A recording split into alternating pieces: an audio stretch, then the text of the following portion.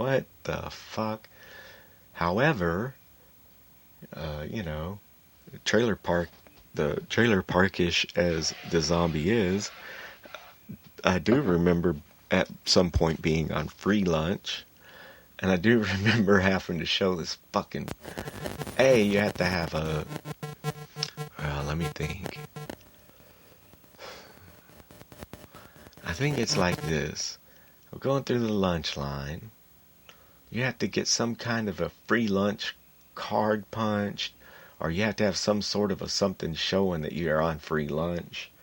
But that's not the thing. I do distinctly remember one day whenever everyone was at our primary school, at our elementary school, going through the lunch line, right? And we all got our food or whatever.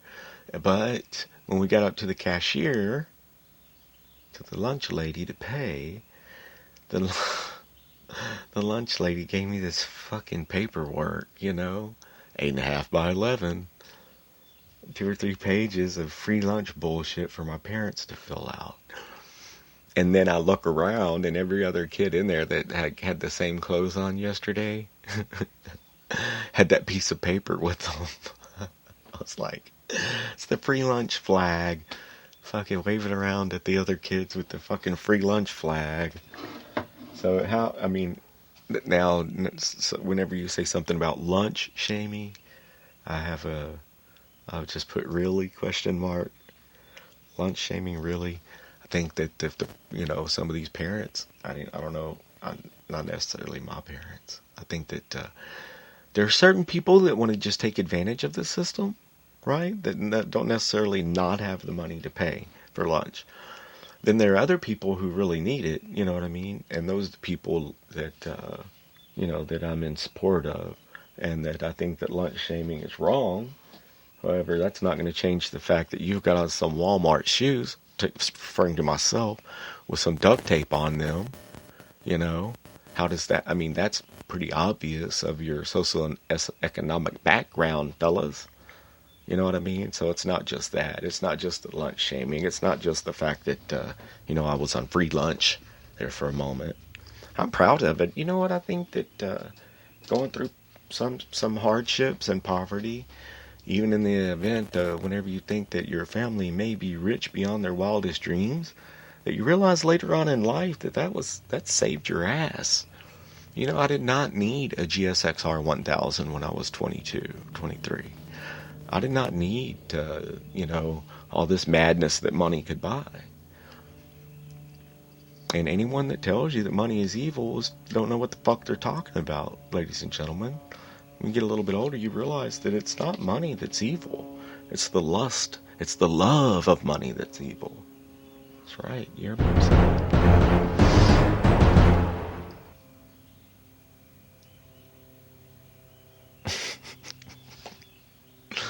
It's tripped out. I pick up his car. I love my brother-in-laws, right? I love them.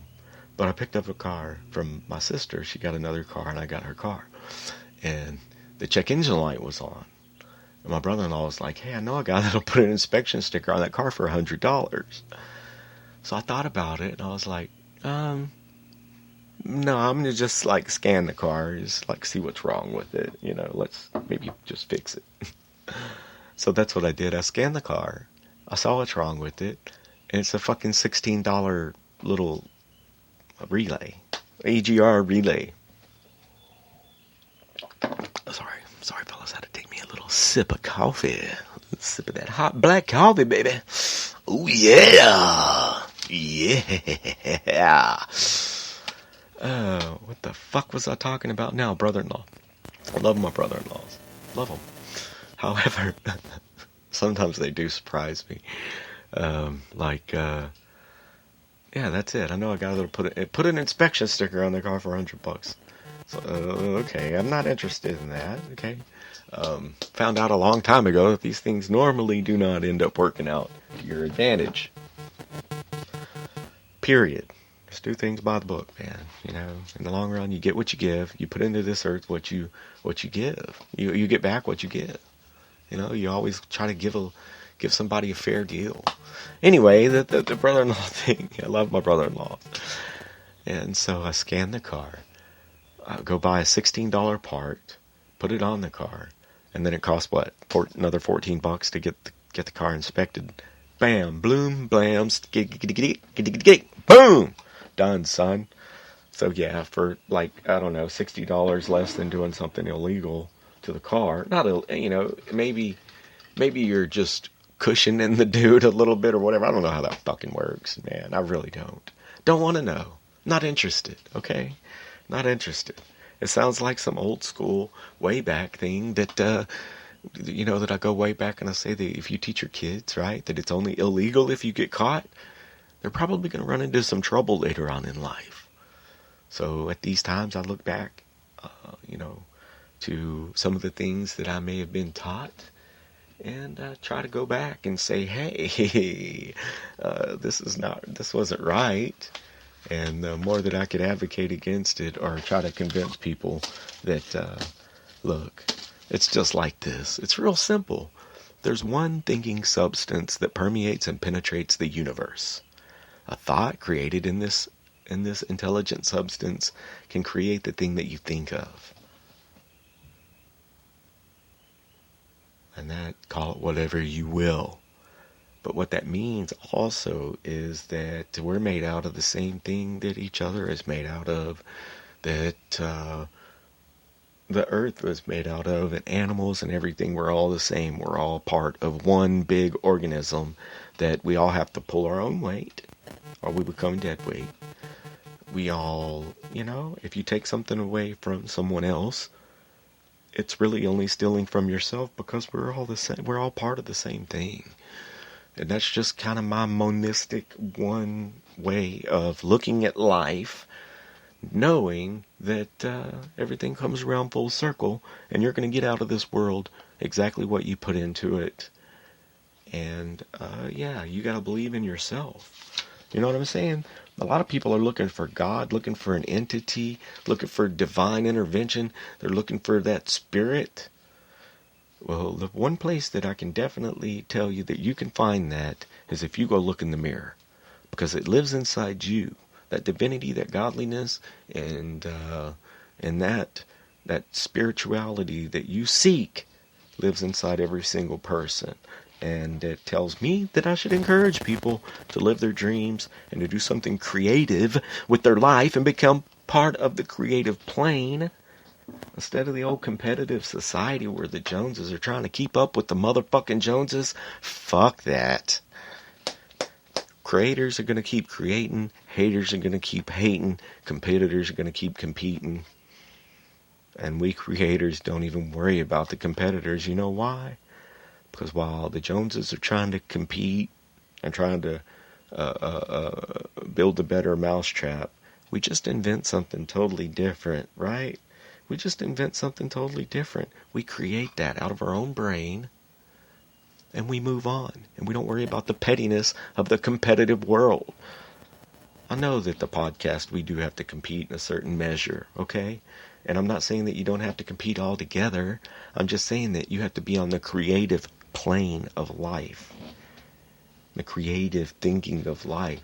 Where other peers of you want you to move forward and advance and to live your dreams every single day just like they do. Right? And it's people that help each other. Creative people don't have anything to hide. I'll teach you everything I know. I woke up in the middle of the night with a $1 million idea, and I just blurted it out to my neighbor, and he was like, wow, that's kind of ridiculous. That's kind of crazy. And I was like, well, that's just how my brain works. $1 million idea. Fucking $1 billion idea. But that's someone like in a creative plane might have a book of these things. They might come, they might write down these crazy-ass blueprints like The Beautiful Mind. Shit like that, man. Fucking string theory. Stuff that I have absolutely no clue of.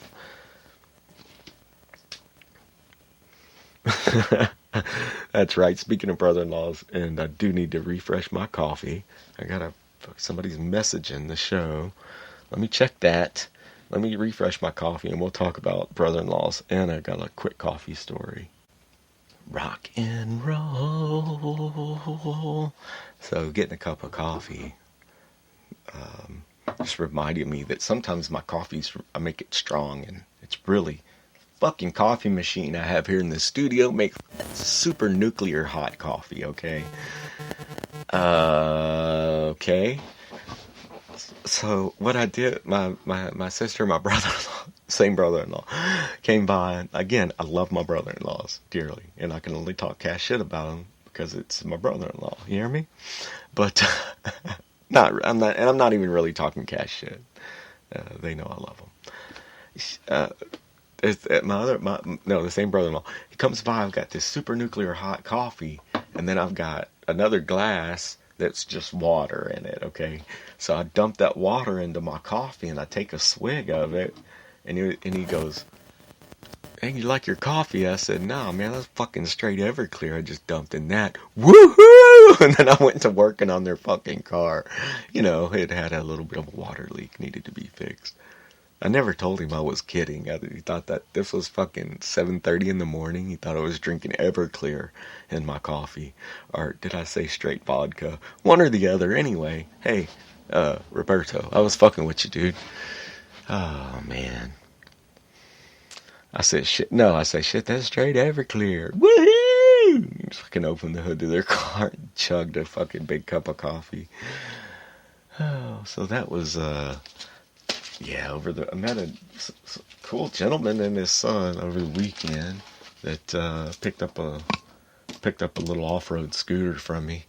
And the thing, I thought, well, the tires on it are worth basically what I'm asking for it. If they're not all dry rotted and stuff, but nah, they were basically brand new. Whenever my buddy picked this, y'all know the Zuma off-road scooters that we take pictures of when we go out to Sargent and stuff like that. Well, I ended up taking two of them and taking all the good plastics and everything like that off of it and putting it onto the one that had the bar stool seat. It actually had a bar stool seat on it, the one I used to ride. But I fixed it all up to make one that was just a complete, altogether off-road Zuma scooter for Robcast out at the racetrack and out at the beach and stuff like that. But we know those things, they roll the fuck out on the sand and through anything on the beach. Come to think of it, I was jumping mine. I was jumping it. I was getting air on the one that's across the street now. Anyway, so that was a friend of the show, and Zombie Customs, which I don't even know what to call that anymore. It really isn't a zombie custom if it was made in China and I just revamp it. So I think I'm just going to start putting the Robcast radio logo onto the little machines that we restore out in the back shed. So just mad respect. Trying to get the name of the great Robcast radio out there.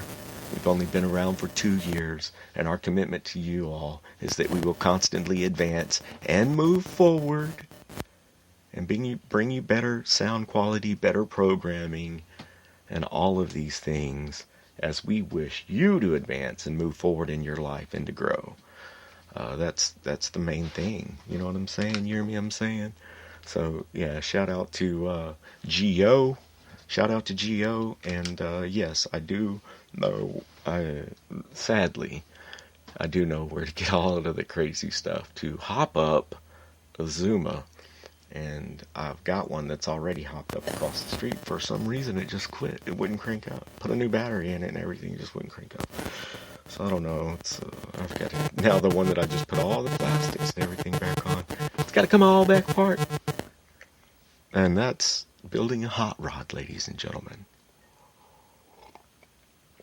On any scale, you got to be ready for a rod to be hanging out the side of the son of a bitchin' engine at any second, because it happens.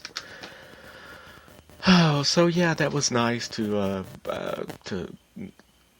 meet a nice gentleman and his son, and get to hang out with them for 20 or 30 minutes and just talk a little bit about what's happening. And Gio was like, we looked up your Facebook page and blah blah blah. I'm like, well, hey, that's cool. Shoot, I appreciate it. And apparently his son is a fan of podcasting. Maybe he'll become a fan of Robcasting. And, like I say, hey,